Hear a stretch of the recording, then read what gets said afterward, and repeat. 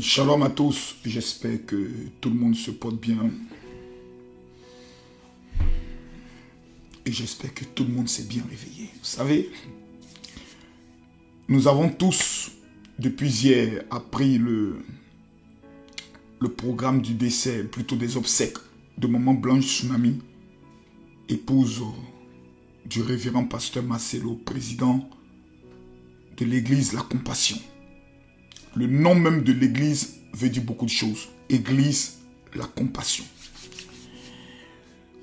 Ça, il faut le dire de façon très claire, de façon très nette. Moi, personnellement, j'ai cru que ça allait se faire peut-être dans 1 ou 2 semaines, laissant le temps aux chrétiens du monde entier de descendre et autres.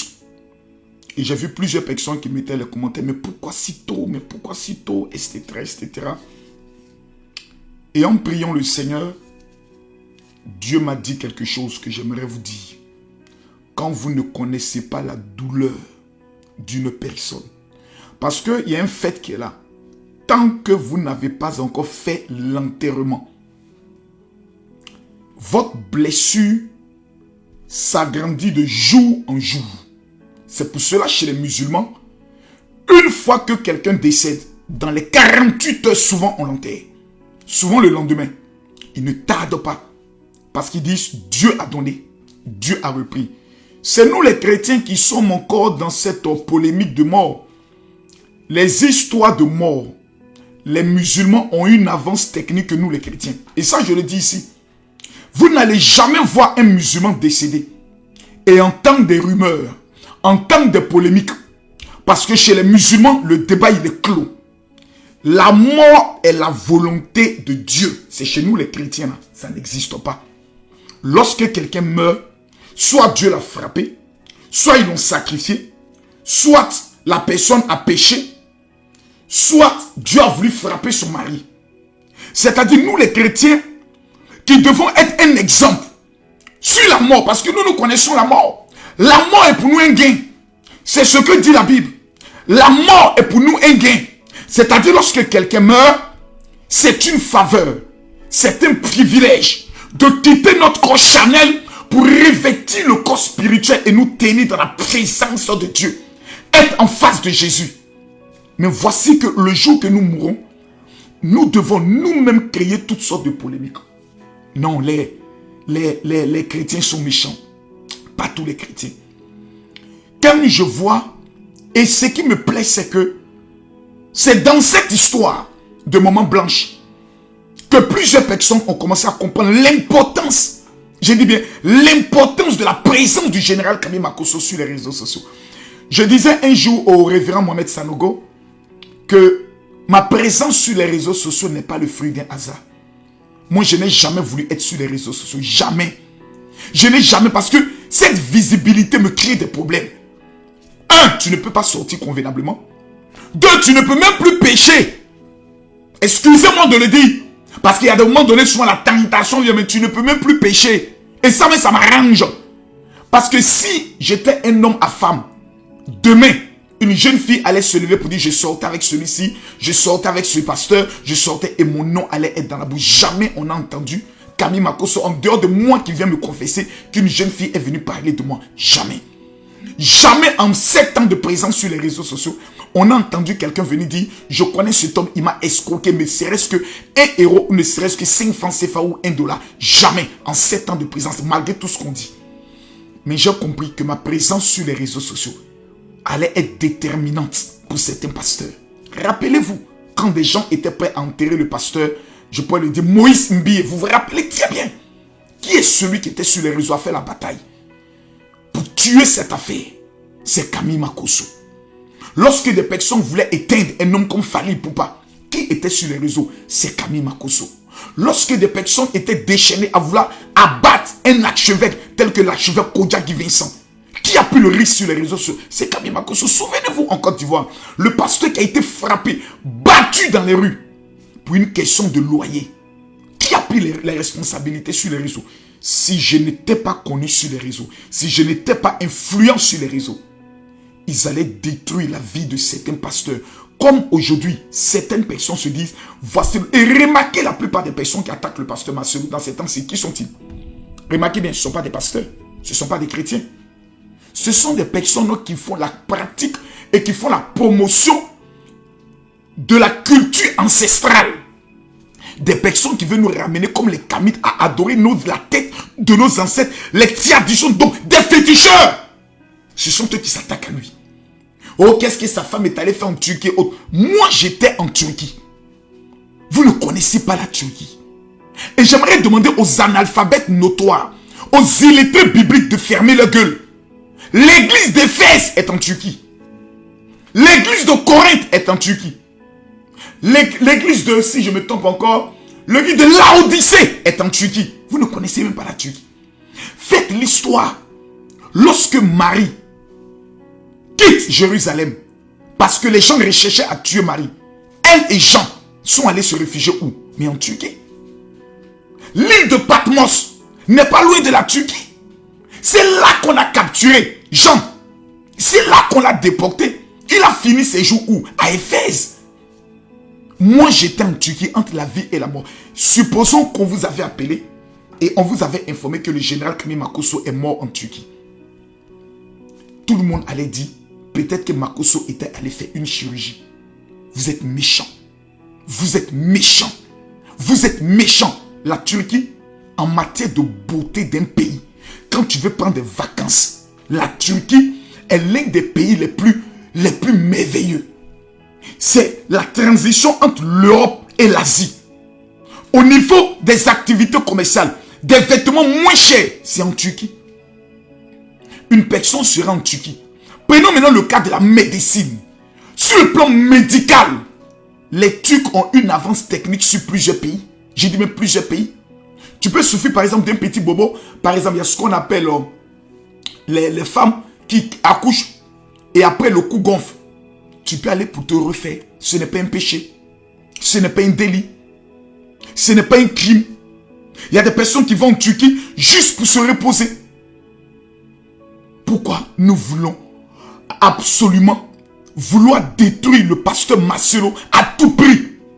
Sans penser même à ses enfants. La situation dans laquelle ils sont.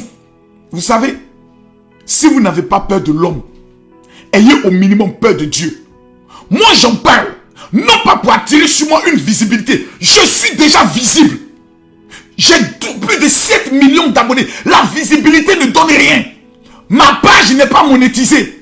Parce que si elle était monétisée, dès que vous vous connectez, vous aurez vu des publicités. Elle n'est pas monétisée. Mais j'ai traversé cette situation qui est une situation catastrophique. Qui est une situation qui te suit à vie. Et surtout, lorsque des rumeurs s'accompagnent, tu ne t'en remets plus. Des personnes se lèvent aujourd'hui et disent, c'est le prix à payer parce qu'il a fait une publication en disant, vous ne savez pas le prix à payer pour certaines personnes pour monter à la gloire. Il parle des blessures, des moments de sacrifice où il n'y avait pas à manger, où là, personne ne croyait en toi, où tu ne portais qu'une seule chemise. Vous prenez cela, vous interprétez cela autrement. Pourquoi vous êtes aussi méchant? Des personnes vont se lever. Non, c'est la colère de Dieu qui s'est abattue sur lui. Parce qu'il se permettait maintenant de rentrer dans le domaine de l'onction. Pourquoi vous faites ça?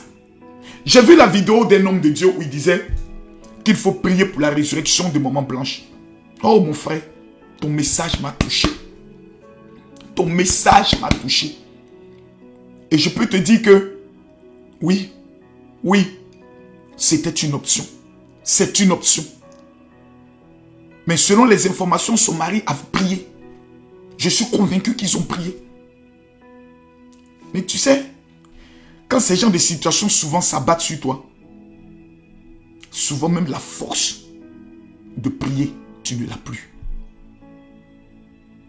Quand j'ai écouté la prédication de cet homme, je me suis dit, peut-être que j'aurais dû appeler tous mes amis pasteurs, on aurait dû peut-être nous rendre à la mort autour de maman Tati.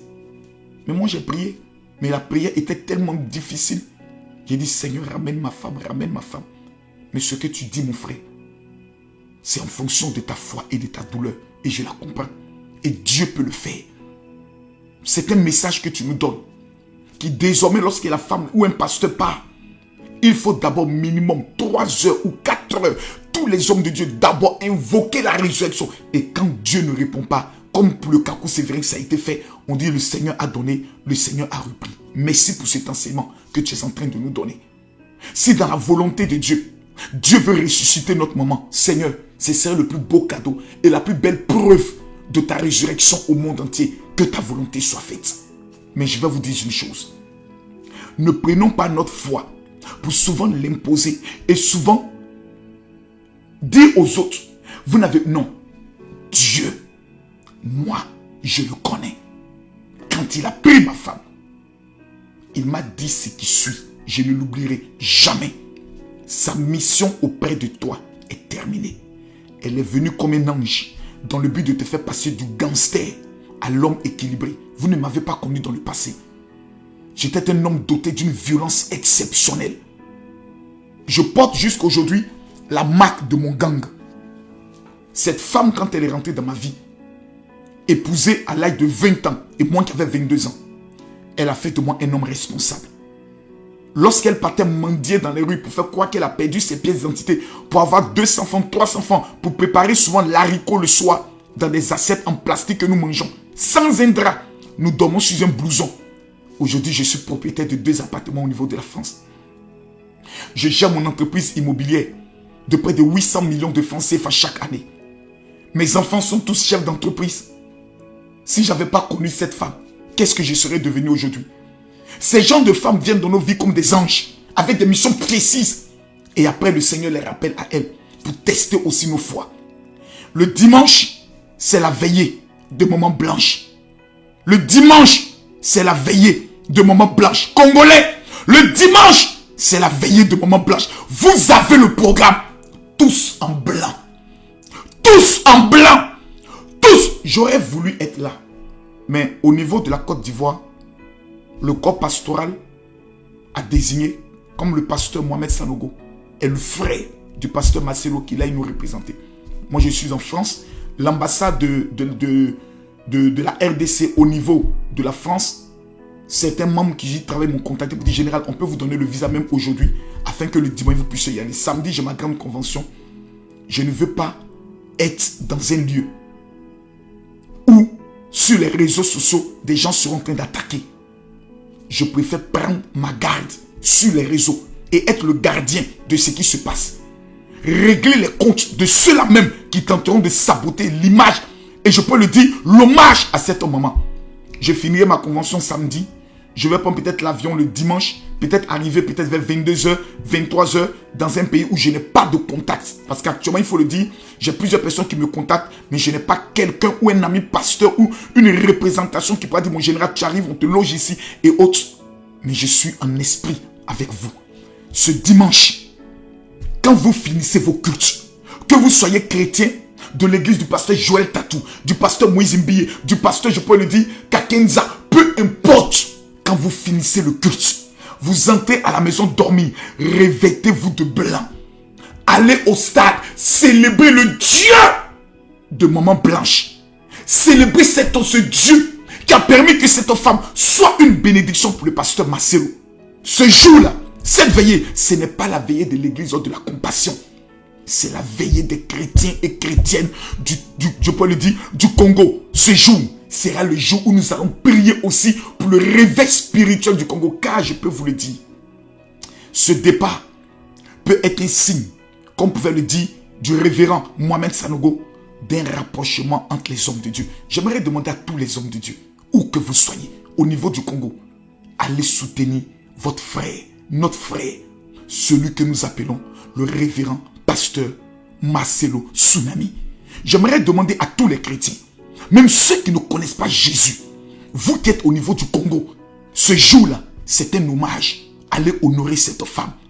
Parce que le pasteur Marcelo, qui est un porte-drapeau du Congo, a besoin de vous plus que jamais. Que Dieu vous bénisse. J'aimerais terminer pour dire, parce que il y a plusieurs personnes qui me disent, mon général, le numéro que vous avez donné pour la prière, pour le mariage, je l'ai mal pris. Je ne pense pas. Souvent dans les lives, certaines personnes n'ont pas la capacité de bien le prendre. Je rappelle à tous, j'ai été en Israël pour 3 jours de jeûne et prière. Et Dieu m'a dit, la cible préférée de l'ennemi, ce sont les femmes. Et cela depuis le jardin d'Éden. Quand l'homme était créé, il n'y avait aucun problème. Mais quand la femme fut créée, La Bible nous enseigne que le monde des ténèbres a été dérangé. Le diable est tombé jaloux. Femme, si tu vois cette vidéo, je ne sais pas où tu es. Si tu n'es pas encore marié, envoie-moi un message sur mon WhatsApp, le 0033 7 44 17 67 09. Tu m'envoies le message, tu dis, général, je veux ma prière du mariage, tel que je serai heureux que toutes les femmes congolaises qui souffrent de l'esprit des eaux et de l'esprit de mari de nuit, de l'esprit, je peux le dire, de l'odeur de la mort. Plusieurs femmes de la Côte d'Ivoire, du Cameroun, qui souffraient de cela, qui fait en sorte que vous rencontrez des hommes et l'homme ne reste pas. Écrivez-moi. Et j'aimerais dire à tous ceux qui verront cette vidéo, qui n'ont pas encore reçu la prière pour la percée de 2024, envoyez-moi un message sur le même WhatsApp, le 0033 7 44 17 67 09, et dites, général, je veux ma prière. Ceux qui rêvent de voir Israël, sachez que du 23 août au 31 août, un pèlerinage spirituel sera organisé en Israël. Et pour toute information, vous m'écrivez aussi sur le même WhatsApp. En terminant, pour dire, tous les chrétiens qui vivent au niveau de la France, qui sont sur cette terre, même qui sont au niveau de l'Europe, Belgique, Allemagne, demain samedi, je dis bien demain samedi, à partir de 11 h, je vous convoque au grand programme intitulé « Mon sorcier doit mourir », qui aura lieu au 22 rue Pierre-Grange, Fontenay-sous-Bois. Vous devez venir avec vos familles. Je dois vous remettre un activateur utilisé par les Juifs pour tuer les sorciers des familles et pour prendre le contrôle des sites pour le prochain mois. Gratuitement, je dois vous le remettre. Je vous en prie. Les temps sont mauvais. Il est temps de nous réconcilier avec celui qu'on appelle Jésus. Et demain, ta famille prendra le soin de vivre un réveil exceptionnel. Je ne sais pas ceux à qui on a dit tu n'auras jamais tes papiers. Les femmes à qui on a dit tu ne te marieras jamais. Ceux qui sont au chômage. Mais tous ceux qui seront présents demain, à partir de 11 h au 22 rue Pierre-Grange, Fontenay-sous-Bois. Vous prenez le RER-E ou le RER-A. Vous descendez à la gare Val de Fontenay. Vous prenez la sortie 4 les Alouettes. La salle n'est qu'à 2 minutes. Si vous souhaitez être à ce programme, écrivez-moi sur le WhatsApp. Je vous envoie l'adresse. Ou bien, vous pouvez appeler directement ma secrétaire au 0033 7 60 15 07 50 afin qu'elle vous donne toutes les informations. L'entrée est totalement libre. Que Dieu vous bénisse. Shalom.